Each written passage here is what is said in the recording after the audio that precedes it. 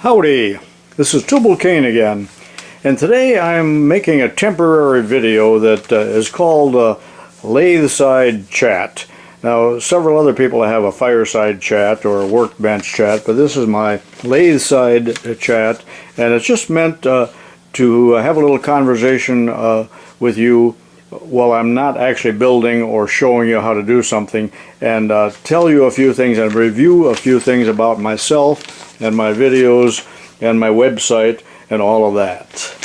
So bear with me on this, and I will continue with the regular videos, of course, as always. First of all, on my pen name or my moniker, I call myself Tubalcain, and that's all one word. Now, the original Tubalcain name came from the Bible, Genesis 4:22, and Tubalcain was the first artificer of iron, the first man to work with bronze, and so on. So that's where I took my name. But some of you are confused by another Tubalcain who spelled his name with two words, Tubal and Cain, and he was from the UK, Great Britain. And he was a very prolific writer and model maker, and he was around for many years, and his books are still around on how to build engines, and he did a lot of things that are similar to what I am doing, but he passed away in 1998, and his real name was Tom Walshaw. And he did a lot of articles in a magazine called Model Engineering that was printed in England. Now, my name, Tubalcain, do not confuse me with something that the Masonic Lodge does. They have some kind of ritual or something, and I am not affiliated. I am not a member of the Masonic Lodge. I am not a traveling man. People ask me if I'm a traveling man. I don't know what that is, but it has something to do with the Masonic Lodge. You know, I've been aggravated by trolls and safety Nazis, and many of you have comforted me and told me, never mind the trolls, they're just losers and so on. So yeah, I'm trying to get over that. But safety Nazis bug me too, because I do work as safe as I possibly can, and I talk about safety constantly, and I have safety warnings at the beginning of my videos. So I am relatively annoyed at a safety Nazi that has nothing to do or nothing to say about my videos or my work other than, hey, you're doing that wrong. So that is an annoyance to me. So with those words said, I am officially banning all trolls and safety Nazis from my videos. You are not allowed, ever, to watch my videos again. I get many wonderful comments on every video, and I thank you so much for them. And as I said before, I can't answer them all. There are too many. I try to answer some that need to be answered, or the people that have a pleas for a problem that they have, but it just takes too much time. Also, please note that if you have a link in your comment, it does not show up. Later on, I find them in a section of the video saying that these comments are being withheld until I release them, but sometimes I don't go back and look at those videos, so I've found some of those a year later. So if you're wondering what happens to some of your comments and that they do not show up in the comments for that video, they are being withheld because you have an email address in there or a link of some kind. So you need to avoid that if you expect the comments to show up. Now, there are some comments that you make or some questions that I cannot answer. You know, I don't know everything. And people ask me questions about operations in the lathe or something like that that I really am not familiar with, because I haven't done everything that is possible to do in a machine shop by any means. Now, a comment that I have made before is please tell your friends about my videos, those that are interested in machine shop and little engines and things like that. And tell your shut-in friends or your relations in a nursing home or places like that are in a wheelchair or homebound.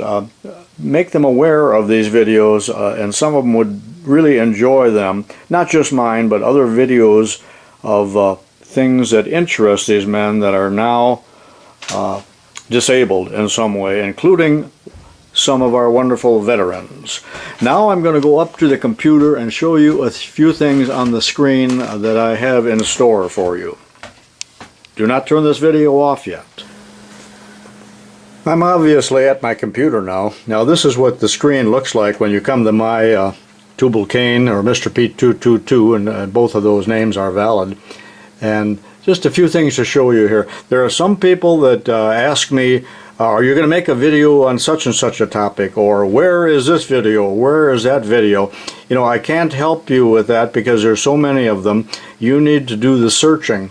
But on this page here, if you would scroll down a little bit here, and like here's the whole series on mystery tools if you like those, and another one here on building the engines, and my playlists. Let me click on that and see if it shows more. But on these playlists, here they are.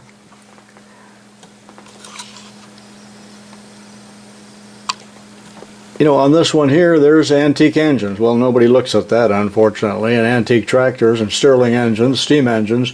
There's all my pattern making and foundry videos. Here's another one on building a steam engine. The whole series, what is it? And here's the tips. Machine shop tips 101 through the present. And here's the earlier ones, machine shop tips 1 through 100. And there's all my foundry videos. So that's how you can find those. Now if you know the name of the video, you can search for that, but you may not know the name. You can do your search on YouTube, or you can do a Google search. And always use the word Tubalcain, one word, or Mr. Pete 222, and you can find that from Timbuktu, from your laptop, from your tablet, from your motel room, or wherever you're at. Remember, there's 365 videos at this point. Please search through them. Some of you have asked me if I will make a video on this or that, and in some cases I've already made the video and they are not released. For instance, here are 10 or 12 videos. They're put on YouTube, but they're still private videos. They are not available to you, and I release them one at a time. They are in the can, so to speak, as Hollywood would do. They would hold them out until it's time for release. Well, these aren't released yet, but look at some of the topics here you can look forward to. Here's a two-part video on making flywheels for a model steam engine. How to make a drill press stop. Here's your next one, 12A and 12B on mystery tools. And that series has been kind of a failure lately. I might have to discontinue that. And we did bolt circles. Well, here's number 2 with the rotary table, number 3 with the dividing head, number 4 with the layout method, and number 5 with an index table. So we got a bunch more coming up on bolt circles. Here's one on the poor man's collet attachment for a collet lathe, or for a closing lathe. They all have numbers. Here's number 150, how to make a wiggler widget, how to make a carriage stop for the Atlas lathe, and so on. And again, these numbers are sometimes out of sequence. You're saying, what happened to number 153? 154 is on there. Well, I don't know. I am releasing them as a hodgepodge, so the numbers are a little bit out of order. But we got a lot more videos in the can and a lot more coming up. My Lathe Side Chat has taken a lot longer than I thought it would, and I know I'm rambling a bit, but here are videos that I have planned for the future that I have not done yet. And here are the topics.